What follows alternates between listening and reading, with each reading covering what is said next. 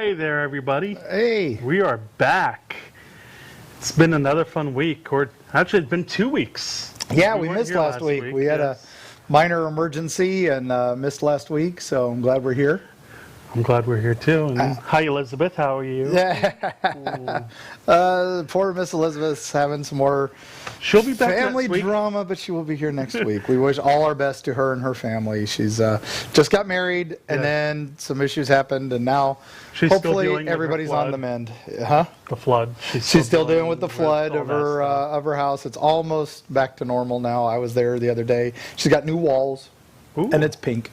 Of course. So, that's Poor the way it Gabe is. has got pink walls now. Yep, exactly. So, I don't know if I could live with pink walls. it's not a harsh pink. So Okay. it's more like that soft pink you find in like the beach houses down in Key West and stuff. So it's not so bad. So, how was your week? Been a crazy week. Past 2 weeks now. Past 2 weeks now, yeah. We're gearing up for a lot of virtual appearances for Erie, Florida. And we did a couple podcasts. And right now, we are gearing up this weekend. We're going to be panelists. So I'll be panelists. Carrie won't be. At HarleyCon, and which we'll talk about a little bit later. And then, but then on top of it all, Carrie got baby spiders from Spooky Boo, we said a couple weeks ago. They've been growing. She went to Repticon and sold a few of them. But they were very, very little, so a lot of people were kind of like, they're a little too little. But now they're all molting and getting bigger, and they're all being adorable. But then there was a war with the ants. Some ants came in, not to eat the spiders, but to eat the fruit flies that you feed the spiders. And so it became this ecological warfare in Carrie's back room, and I just sit there and go, I'm out, whatever. Not my issue. Not my issue. Claudius and I will run to the other room, and we'll let you deal with all that. So some big news actually came out for us as a whole last week. Oh, yeah. This is huge. Us, Nerd Talk, you, and my personal stuff. Yeah. Best of the Bay, big thing in Tampa Bay by Creative Loafing. You get nominated for Best of Whatever in Comic Book 101. Nerd Talk both got nominated for Best Podcast. I got nominated for Best Photographer. Yeah.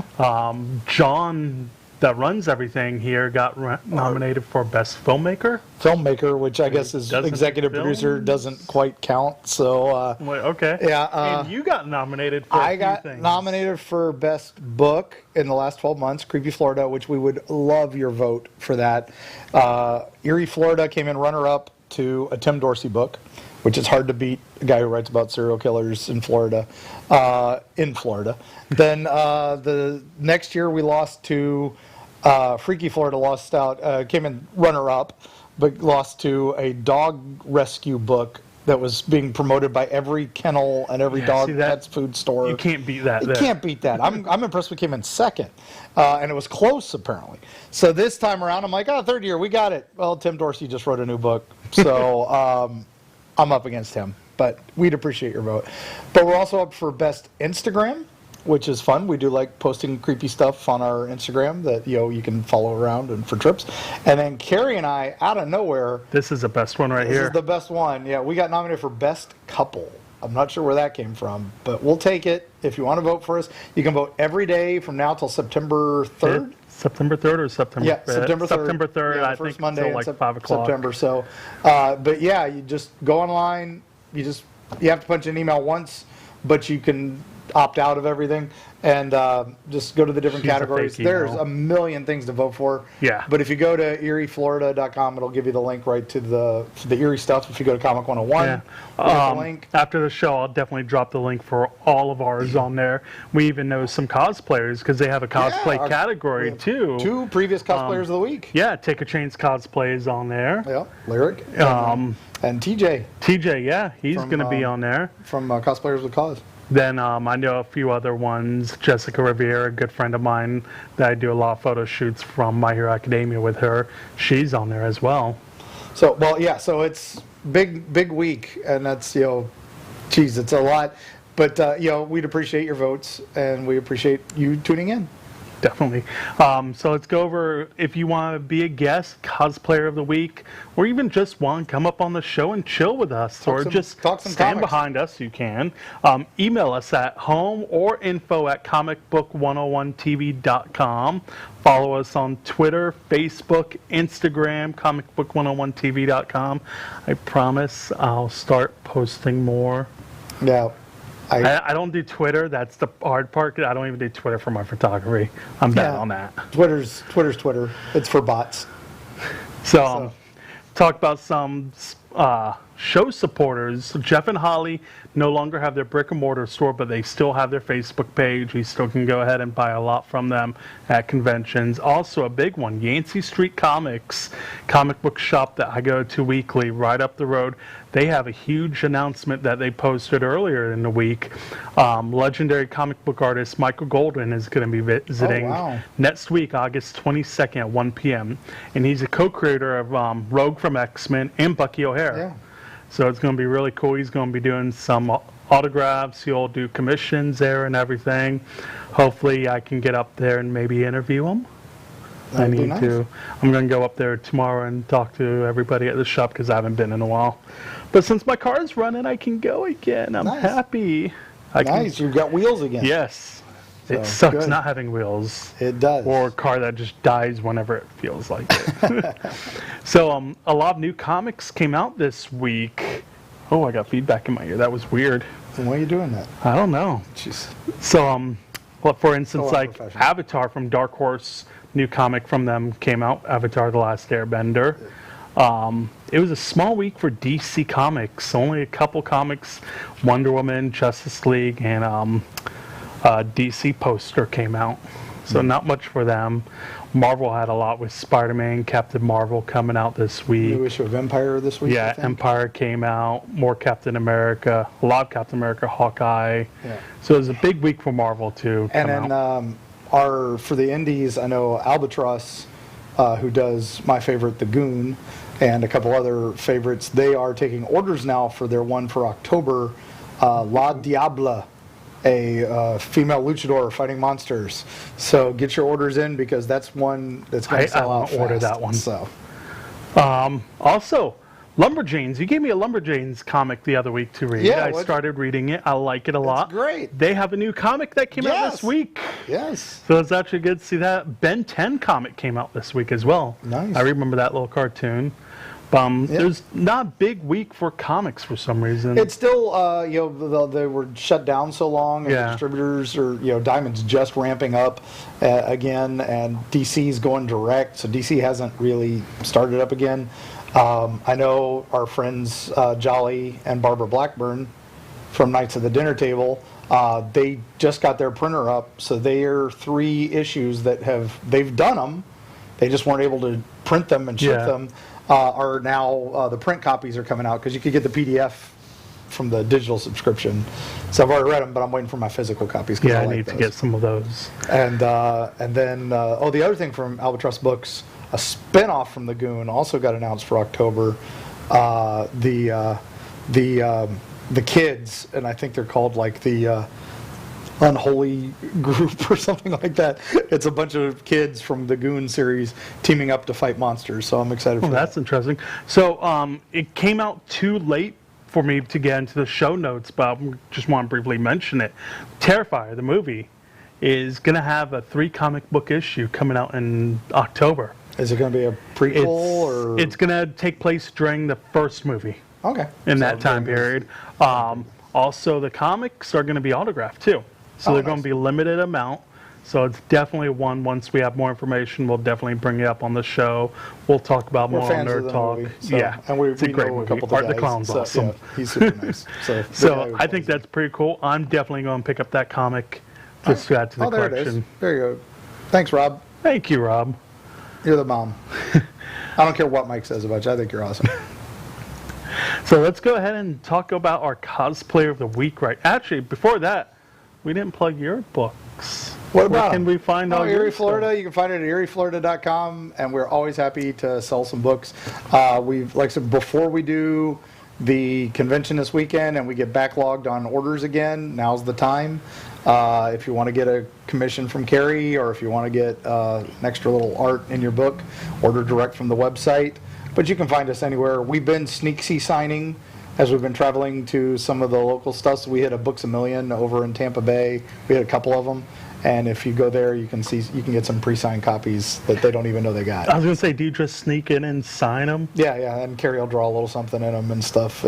We try to do that whenever we go somewhere and we're in the area. And it's a nice little surprise for someone walking in there. Oh, I want to get this book. Oh my God, it's signed. And if an employee comes up to us, we go, oh yeah, we're the author. And then they put stickers on it and they make a big deal out of it. But we usually just try to do it just subtly. Sneak in, sneak out without them knowing. It was pretty funny because we did that.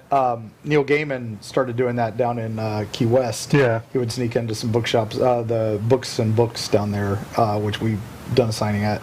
And then we're doing a signing at. Sorry, haven't done yet, but we're on the way. We were supposed to, and then everything shut down. But he goes in there occasionally whenever he vacations on there, and he signs. And so we were there, and we picked up one of his autographed books one day. And then we're like, we should do this. We should totally do this. So it's a thing. I've seen like videos of Will Smith going to places and picking up his DVDs and just signing them real quick. Yep. What was great was the Penny Arcade guys went to a local shop near them to draw in the Dungeons and Dragons Acquisitions Inc. book that came out, and then they got yelled at by the store manager because he had no clue. Because he had no clue who do it. They're like, "Do you realize people work for a living?" And they made it into a comic, so of course. So it's pretty awesome. That's funny. So let's go ahead and do our cosplayer of the week. Yeah. She goes by on Instagram. It's Harley Quinn _ arts. Yes. And that's the wonderful Amelia Poole. So what got her into cosplay, she was a costumer for her theater club throughout high school, and she did a lot of sewing. And after she graduated, she just didn't have that outlet anymore, so she started making costumes for fun and went to her first con towards the end of 2015. Her favorite cosplays, she loves doing Zool, Catwoman, which that's when I met her. She did Catwoman. Well, my photos are actually right there is her, and she loves doing Harley. However, most of her work and love goes into Harley Quinn. That's her baby, and she'll usually always pick Harley Quinn as her go-to costume. She loves cosplay because it's a creative outlet, and it allows people to come together and express their love for their favorite shows, movies, comics, games, and other media. Her next cosplay, she said she's not really sure, but she wants to do a Darth Talon, which would be amazing. She also wants to do Mina from League of Legends, which we've talked about that character before. She wants to do the Mina's dress from Bram Stoker's Dracula, Catra from the new She-Ra cartoon. Okay. So she has a lot of amazing outfits. She does some incredible stuff. She does a lot of gothic. Yeah. So she makes dresses and headdresses and stuff, but she sells on her Etsy. And my wife's been interested in picking up a couple of them, so probably going to order some. And they're all one of a kind, so you just got to wait. Yeah. If you miss it, it's there later. But she does a lot of vampire and gothic stuff too, which is that right up my alley. Yeah, so. She's really cool. But on top of everything, so go ahead with this one. She's currently this weekend, Saturday. She got bummed out by the lack of Tampa Bay Comic Con, the lack of MegaCon, the lack of Spooky, and so she decided I'm going to throw my own con, a virtual con.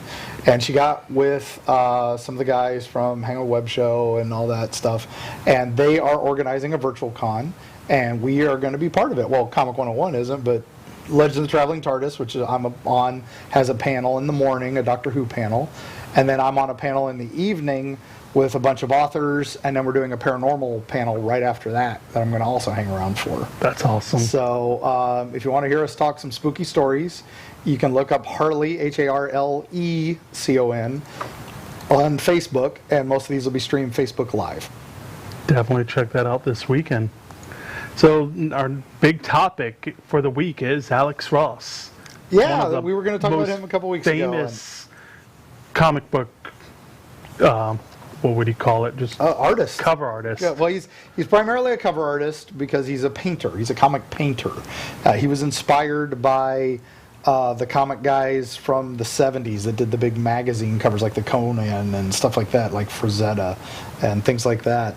And then, what was it? He started doing... No, by the age of 13, he was scripting and drawing original comic books And 10 years later, he was hired by Marvel Comics to illustrate Marvel's central characters in a comic book event, Marvels, in 1994. Which we'll talk about in a bit. But yeah, he's so he was a huge hit immediately, because look at that.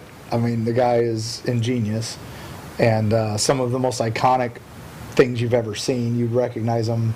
You walk down the street and you see DC using that image right there as their main image for Justice League and stuff like that.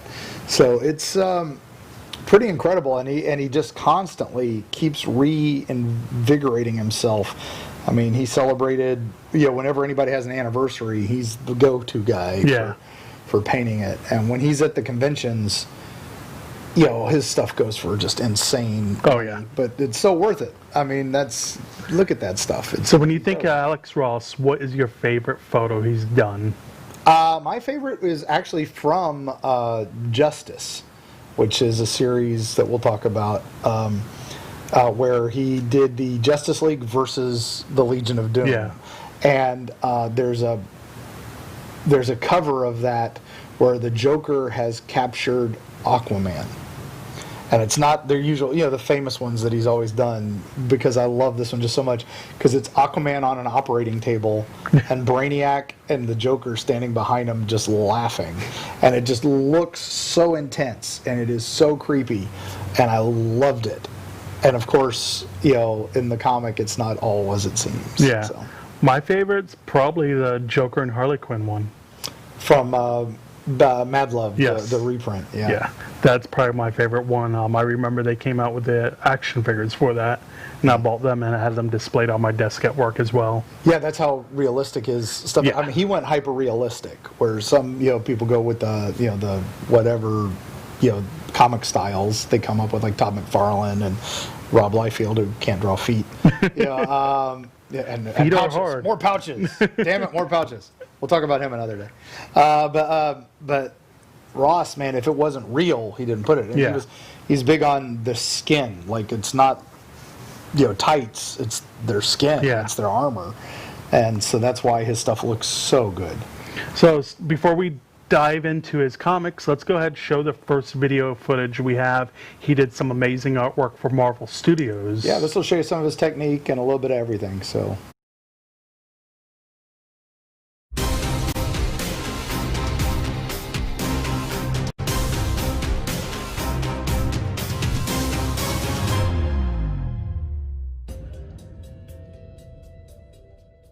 We are working on an individual part of the multi-character mural piece that I'm doing for Marvel, which I believe will be physically seen in their offices.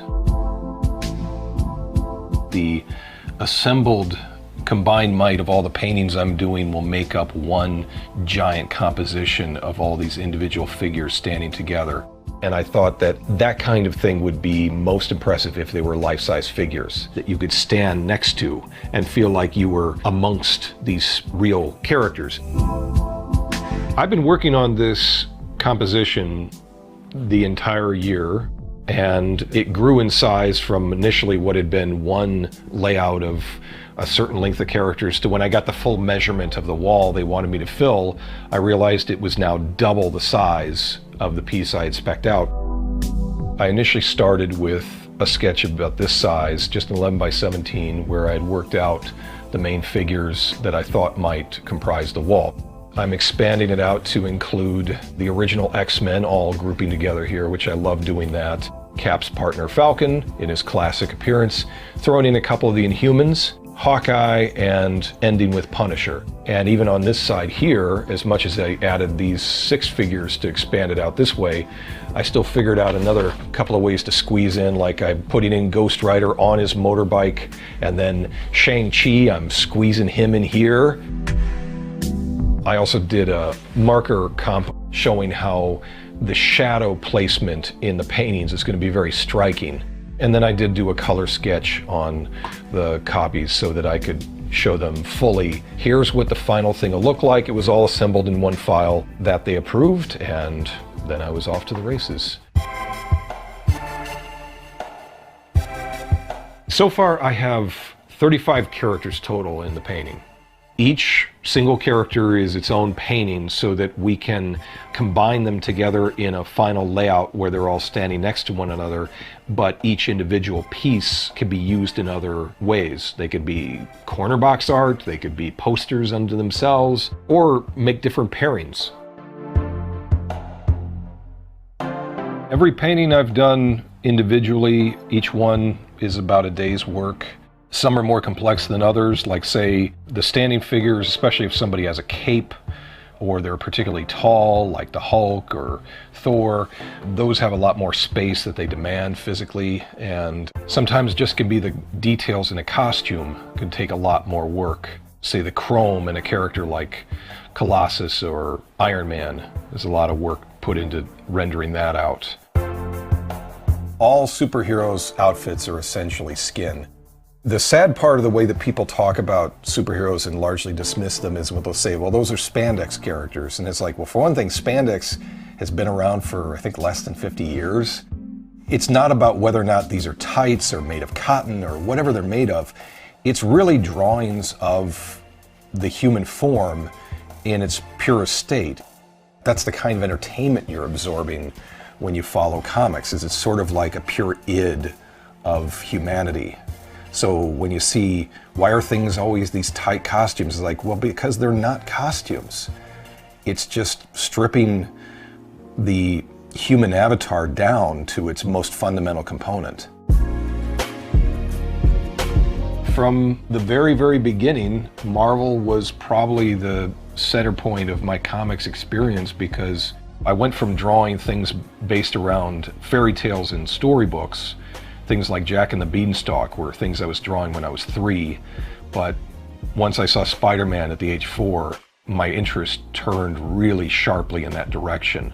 And so for the remainder of my life, I was drawing characters focusing around superhero themes. But my versions of the characters are often purely of comic book roots, and then there's my distillation of that influence in the way that I represent them.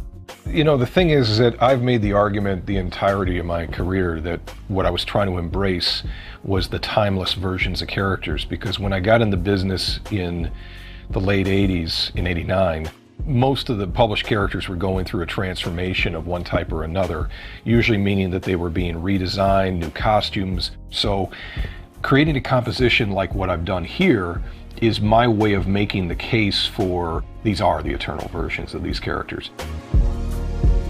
The enjoyment about doing big group shots is the feeling of hitting a lot of characters that I love to spend time with, that I may never spend the kind of creative time with, like I told full adventures with these characters, or, you know, multiple pages of storytelling and painting.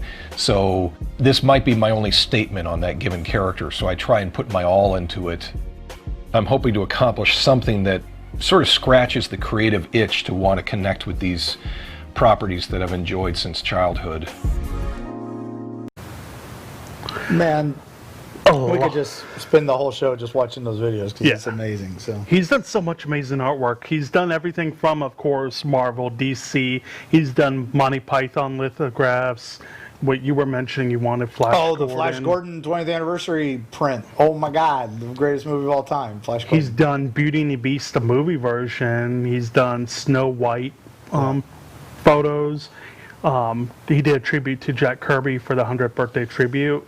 He's done so much. The Captain Marvel tribute, where he drew every version of Captain Marvel, Marvel's legacy. So it had like the movie guys from the 40s serials, the guys from the 70s TV show, and then it even had like Ms. Marvel and Captain Marvel, because he cross-genred, because that's the way Captain Marvel worked, and why we have a female Captain Marvel for Marvel, and Shazam on DC, who is actually Captain Marvel. Yeah. You can't call it that because they don't want to give any money to Marvel. But anyway, it all came from the original character. So he did a whole thing of Universal Monsters as well, and those are amazing. Universal Monsters prints are incredible. Now, if you go to alexross.com, I think you can get his art and stuff, and you'll see those originals like that cost thousands. Yeah. I've and seen even his some with limited edition 20,000s. ones are his limited edition paints are just copies, and they're insane. So, but if his prints are a little pricey too, but you're getting what you pay for. You're getting quality. So, Yeah, and they're all usually numbered and signed as well. yeah, he doesn't. Yeah, and when he does the cons, you can usually get some special editions that he does just for specific cons. And Cons, does he do the normal prints too, the small ones you can pick up? he usually doesn't. He'll have those there, and he will sign them, but it's harder to get. So. Yeah. But he has the big paintings and stuff, and everybody's just you go to an Alex Ross booth, he's not worried about selling 100. Like we have to sell so many books to make our table fee. He sells one painting, and he's good for the year, and that's paid for every con for the year. So, he's just there to show off mostly. So let's go ahead and start with the first comic, Kingdom Come, 1996 to current times. Yes. Was that his first? I thought Marvel's was his first. Oh, yeah, I jumped. Sorry. Marvel's, sorry. Marvel's, yeah, I jumped 1994, because we just said he first. didn't get hired until Marvel. Yeah. So. I somehow scrolled past that one real quick. Yeah, so this takes place, was unique in the day. It was basically the Marvel Universe as seen from the Everyman. And it starts way back in the 1939, right there, with the original Human Torch, who was a robot, not a member of the Fantastic Four. He was one of the invaders. And he was created by a scientist, and he was this perfect immortal robot, but when he's exposed to fire, exposed to air, he turns on fire. And now Alex Ross just brought that to life. He was in charge of illustrating the main characters in this, as well as doing those amazing covers. And it's incredible. And so you follow this one photographer named Phil Sheldon, and then a very young J. Jonah Jameson, who's inspired by all these people. And he's like, get the shots, give me the photos, give me everything. And it's as more and more unusual ones appear, Namor and Giant Man and all that, he's just making a name for himself. But it's also him dealing with the world as Marvel changes, as the world would change if all these people did start showing up. And then the X-Men and the mutants. And then he's picking up that why aren't they worshipped like these heroes are? Why are they afraid? And one of as somebody is beating up on him, somebody's throwing some stuff at him. There's a great bit where Cyclops is like, come on, don't fight them. They're not worth it. And so that's when he's like, we're not worth it. Are we that unworthy of them? And so that even fuels more fear into mutant kind. It's a well done series. Oh my God, I know part of it takes place during the war with the Nazis. They're also because they're doing the Invaders. Well, they do that. He actually went back into the later series where he actually did the Invaders and Avengers. But Then next one's Kingdom Come, probably one of the most popular Superman characters. One sitting right here. Yes. This is Superman with a little bit gray hair there. Yeah, this is in Elseworlds, so it's not legit DC Universe, but it should be. And it's basically the Justice League have stopped because there's this guy named Magog who is basically killing all the bad guys. No problem. He kills the Joker right off the bat. Kills a lot of people right off the bat. So, he's...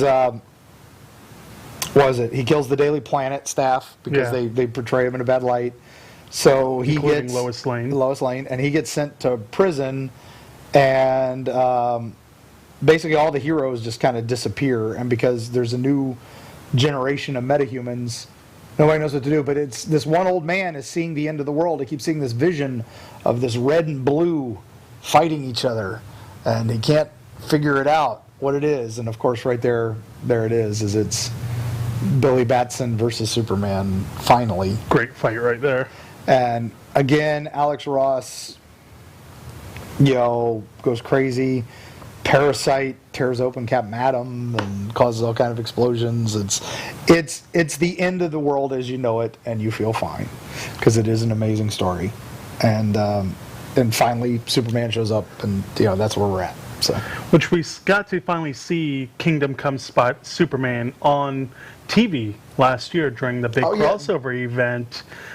Brandon Roth Roth came back as that version, which was really cool to see that version come on the screen finally. Yeah, and then he even did. I love that he's just a big nerd because he loves his comics as much as anybody. And when he did the Scott Pilgrim reunion, he even brought out the old suit and did it again. That's awesome. Next one's Green Hornet, which was done by Kevin Smith. Because the original storyline, what I read was this was supposed to be what he did for the movie that he never got. He never got to do because Seth Rogen swooped in, got the rights, and screwed it up. Now I'm loving Seth Rogen now, though. I mean, he did Preacher, amazing, and now he's done The Boys is just incredible. So I can't argue his production stuff. But he screwed up Green Hornet, and this Kevin Smith story would have been great. Yeah, it's a very cool story.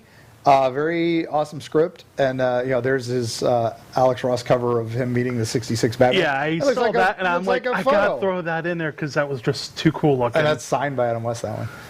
But yeah, Green Hornet, Britt Reed, the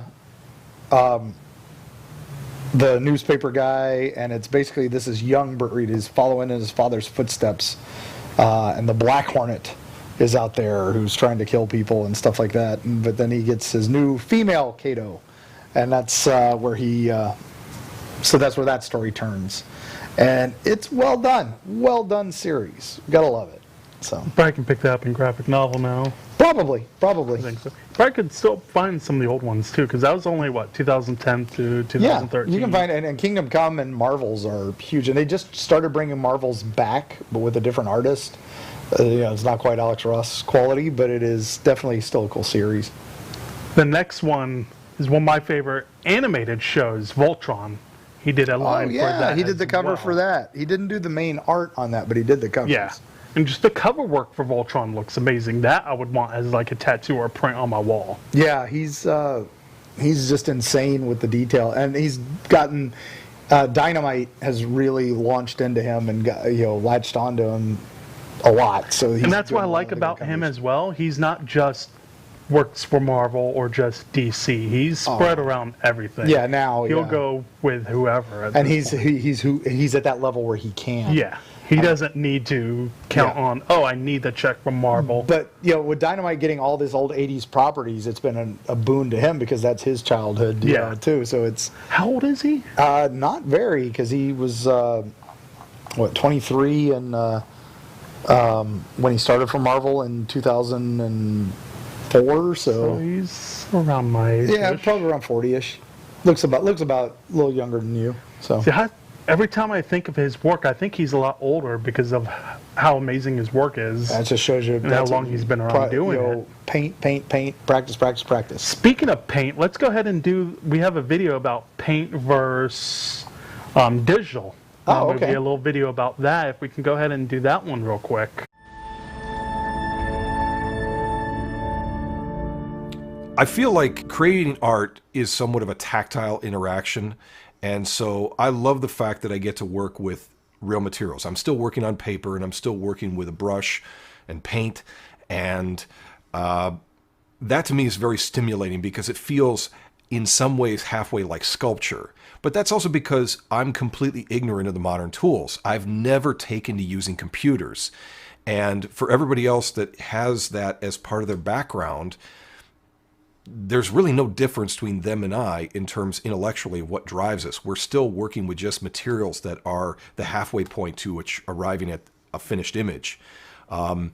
So there's no superiority that I would boast of one way of working versus another. Really, it's all about creating something and just getting it out there, because however the audience absorbs it is what matters. They need to see it and like it, not be worried about whether or not it's real or not real.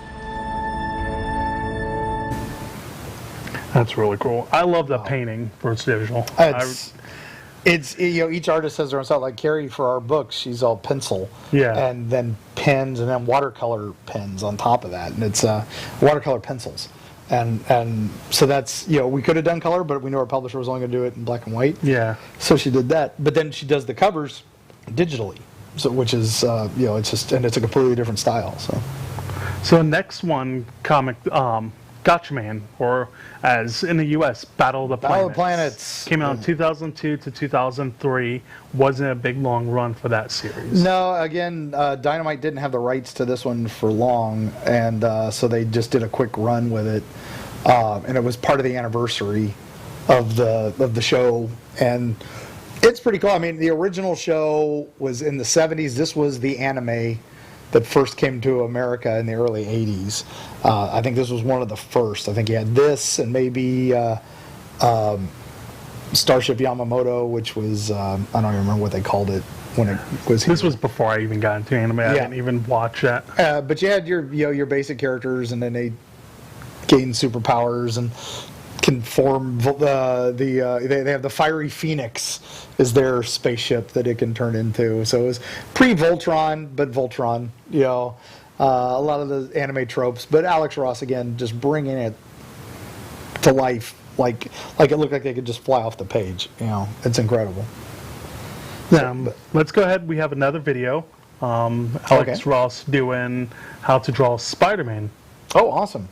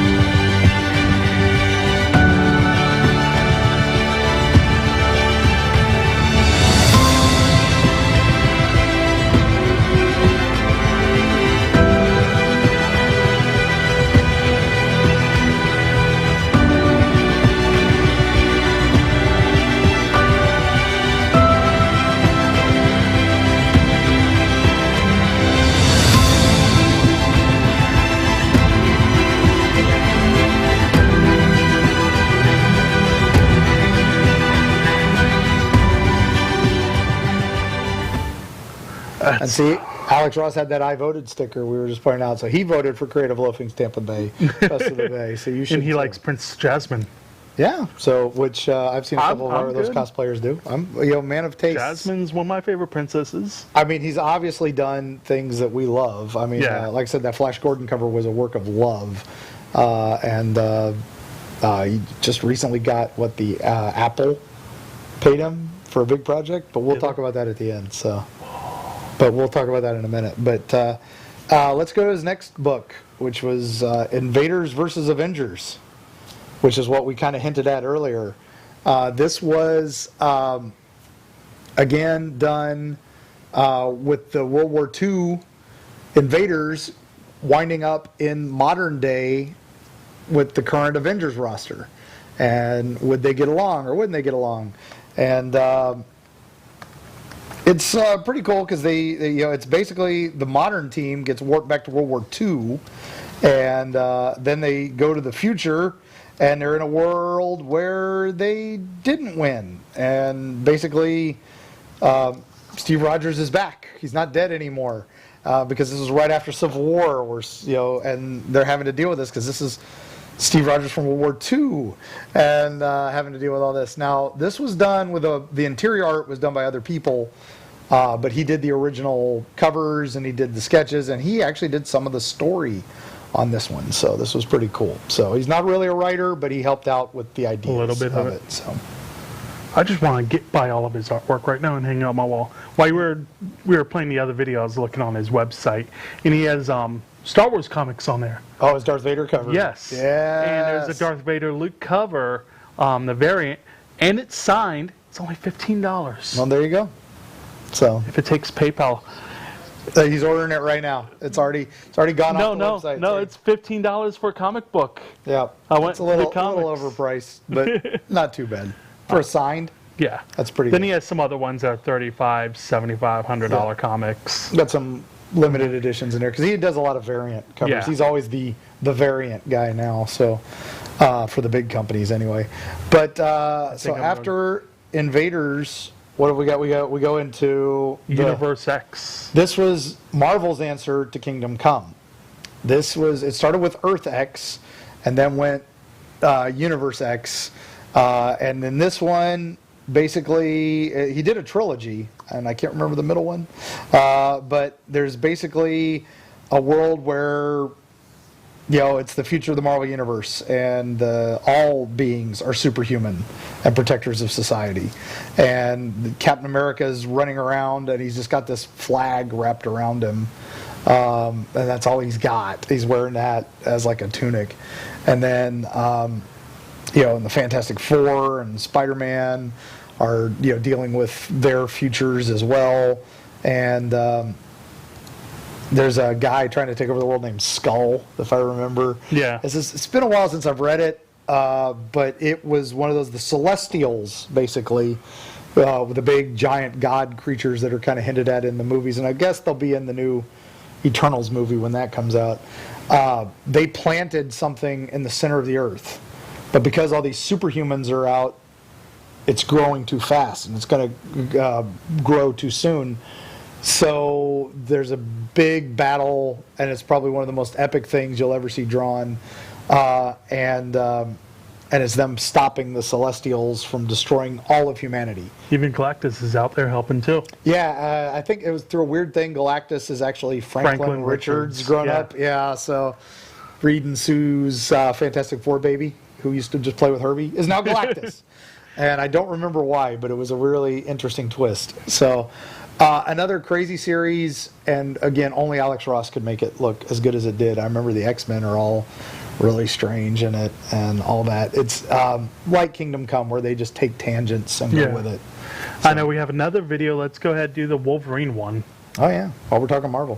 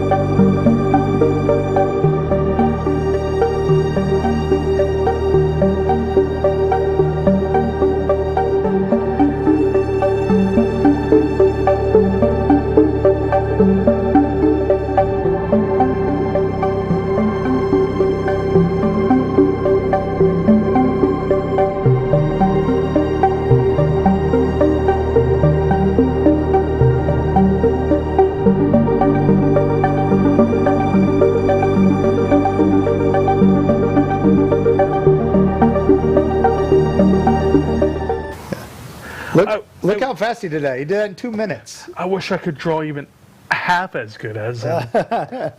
My Wolverine would not look anything like that.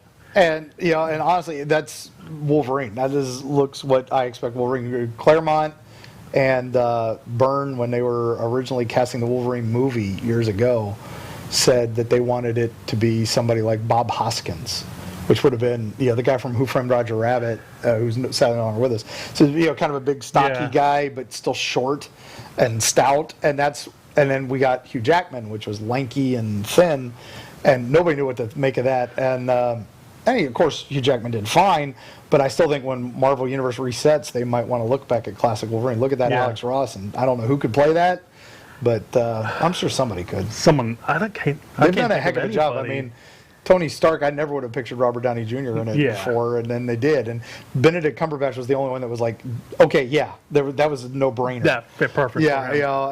So we'll see who they come up with now that they've got the X-Men back. They're going to bring back Wolverine.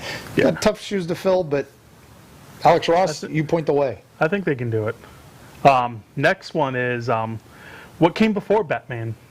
The Shadow. The Shadow, the pulp hero. Yes, my favorite. This is actually one of my favorite heroes, and then the fact that Ross has been doing the covers, and again, because it's one of his favorites too. So before we had Batman, before we had everything, we had the Shadow.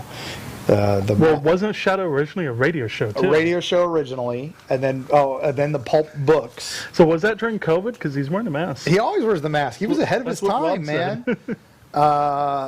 Is he Lamont Cranston, billionaire playboy? Well, wait a minute. Who else is a billionaire playboy that's a superhero? I can't imagine. I don't know. This is the guy who started all that. And then, but he also had another couple secret identities he would use. He had an army of people solving crimes for him that he stole from Sherlock Holmes. That if he saved you, you owed him your life, and and you had to do things for him. He gave you a ring. That was your decoder ring. Yeah, that became to the radio. I had one of those as a kid. Shadow decoder ring. Those are great. But anyway, Alex Ross brought him to life for a series. DC kind of has the rights to Shadow a little bit, but they loan him out to others, so that's how Dynamite got it, and we're able to do the series that they did for this. And it's a reimagining. It's his war on crime in New York, and then they did, of course, a Batman crossover. Yeah. That was part of the deal. So as long as Batman got to be the Shadow, because they don't want people remembering that Bill Finger and Bob Kane, as long as it took forever for Bill Finger to get the credit, but Bob Kane ripped off the original Shadow comic shot for shot for the Batman original comic. It's pretty crazy. If you ever look at that, it's pretty insane. But we'll talk about the Shadow. We're going to do a Shadow episode at some point, I promise. Well, they also did a Shadow movie. Alec Baldwin. Yeah. When we do the Shadow, we'll talk that too, because it doesn't get enough love. I think it was. So one thing I found out, Alex Ross does amazing artwork. He did something as well with music. One of my favorite bands, Anthrax, I finally got to see 3 years ago live. Finally got to see him. He did 3 of their covers. Yeah. And like I said, the big news from Apple, he was allowed to draw the Fab Four for the first time, because Apple owns all the Beatles, so he was the first one to be allowed to draw them. And he also did Monkeys and David Bowie as well. Yeah, that was for the big anniversary just before Davey passed, and he kind of drew Davey as this front man, and then of course Bowie was right before the anniversary of that. So he went to the end of his Ziggy Stardust days and put that cover up, and he's like, he found that photo and he was like, yeah, this is what I got to do. So, as a man who gets to pick his own projects, which is genius. We all wish we could do that, and that's just incredible that he gets to do that, and and that the music industry has embraced him, as well as the movie industry. Like I said, he did the cover for Power Rangers, DVD collection that he did. So he's done stuff for Star Wars, Marvel, DC, Universal Monster, Disney. Yeah, he's done a lot. He does, he's doing, like I said, we just saw him doing Star Wars, with Marvel and Disney basically. He's done, so many Batman covers. He's kind of the reason the whole Tom King Rebirth series worked, was because they were using his covers right off the bat. So if you had the chance to interview him, what's one thing you would ask him? I would ask him what his favorite scene in Flash Gordon 1980 is. But I know what it's going to be. It's going to be the Hawkmen attacking, because Brian Blessed. So we have one more video. This one's probably my favorite video Oh, because it's to one of my favorite comics. really? Yes. I didn't know he drew My Little Pony. No, we can't talk about that one. Oh, okay. Let's go ahead with this last video.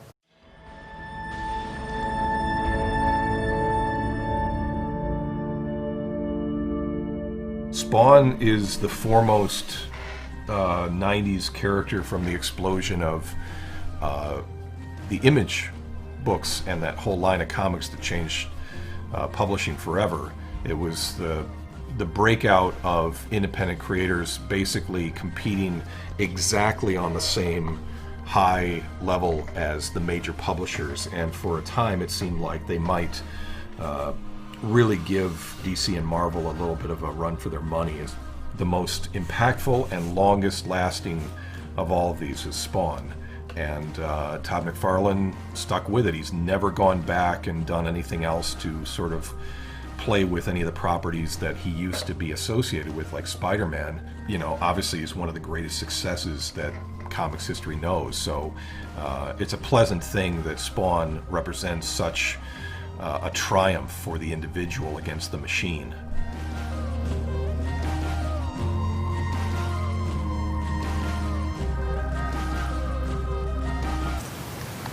Yeah, seeing him do Spawn was amazing. That was recent. That was a 301, I right? believe, yeah. So that would be my question right there is, how did you and McFarlane come up to do that? I'm sure one of them approached the other one, and McFarlane probably approached him. him, and Alex was like, yeah, I like Spawn, sure, And I bet he was probably supposed to do 300, but then McFarlane's like, no, I'm doing 300. It's my McFarlane's 300. like, I got 20 versions of this cover I'm doing personally myself. Yeah. I'm doing them all. Yeah, so he was probably supposed to be a variant on that, but then not to steal his thunder, they just put it on 301. So yeah, because if you put it on 300, everybody would probably bought that one instead. Yeah, exactly. I would have. No, everybody would have bought the Alex Ross, even though it is McFarlane. But that's what we do. We love this guy. He's done incredible art. He is still doing incredible art. That mural we saw for Marvel's offices, how incredible is that? And that he did each piece individually so they can print them. We and need take to find a them way to get into that office. Oh, the Marvel office? Yeah. I'm sure we can find somebody who'd talk to us. But yeah, it's crazy, and and that just shows you what an artist can do with and then with some great stories. Like say Kingdom Come and Earth X are definitely some series to read. Justice was the one I was talking about. Yeah. That's incredible. One of my favorite bits is that whole bit where Aquaman's captured and the Joker and everybody are torturing him, and everybody's like, yeah, he's the big joke. He's been out the whole thing. The superheroes are looking for him. And what it is, there's this great shot in Alex Ross painting of the ocean from the sky, and it's a bunch of fish lined up as a big arrow pointing at the secret base he's being held captive at, which is just a great throw. And it's like, it totally messes with the villain's plan. So, to you, what's more important, better artwork, cover artwork, or the story? Story for me is king. I'm a writer, so it's always the king. I'll be honest, I stopped Image. When Image came out, I was on board. I'm like, hey, let's do this, writer, independent owned comics and stuff. I felt Spawn was the only one that was actually written well. And so that's the only one that's still around today. So, it's like Youngblood had a lot of good artwork. It just didn't have a story. Yeah.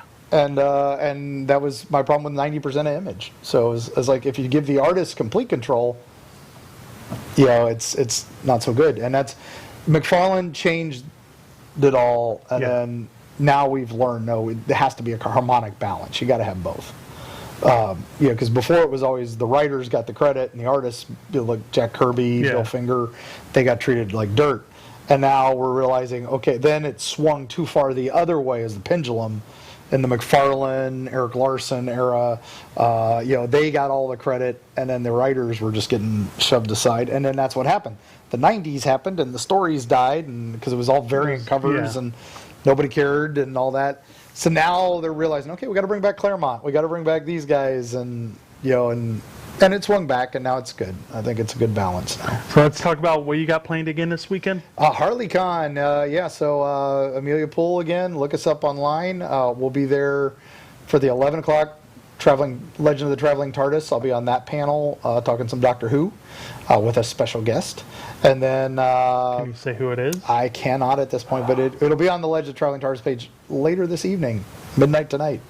And then if you go to later on in the day, we'll have Erie, Florida as a panel, but it's with a bunch of other authors and some paranormal events. So I'll be on both those panels So as is well. it going to be a free online convention? Free online. Okay. It's streaming, and the vendors are available. They have a little vendor room chat group where you can see special deals the artists are going to be posting all day. Some of them have already started posting stuff. So it's pretty cool. I mean, we'll have some Erie stuff there too. That's awesome that she did all this. Yeah, less than a month organize this whole thing. So, and she's got some good guests and some good panels. It's like a mini con. I mean, I think maybe about 100. Why didn't she let us be a guest? Have a comic book? You didn't ask. Yeah, you didn't ask. I did. I saw it the minute it came up. I was like, hey, you want some help? Sure. I'll do that next time. Maybe she can do a Christmas themed one since we don't have a Christmas convention this year. Yeah, all the conventions are gone now. So yeah, even my New York Comic Con's gone. Yeah, Repticon's still going. Yeah, Carrie went to that. So we'll see what else is going on. There's a couple little ones I think that are still going to try to do some There's one things. supposed to be in South Florida at the end of this month. Okay. So we'll see. West Palm? Yeah. West Palm, yeah. Might see about making a trip out there just so I can take some photos. Yeah. Well, I think you'll have a fun trip. So I can show you some spooky places to go on the way. That's a good reason we should go right there. Again, if you want to email us, be a guest on the show, email us at home@comicbook101tv.com, info@comicbook101tv.com. Follow us on Twitter, Facebook, Instagram. Follow Mark at Erie, Florida. Buy his books. And vote for us at Creative Loafing for best definitely show. We appreciate you coming, and we hope that you will give us a couple votes. We'll put it right there every week. It'll be in the center of the table. It's just a piece of paper. Okay, I'll hang it for Helvey. I'll hang it on the wall. But we love you. We'll Good night. see y'all next week.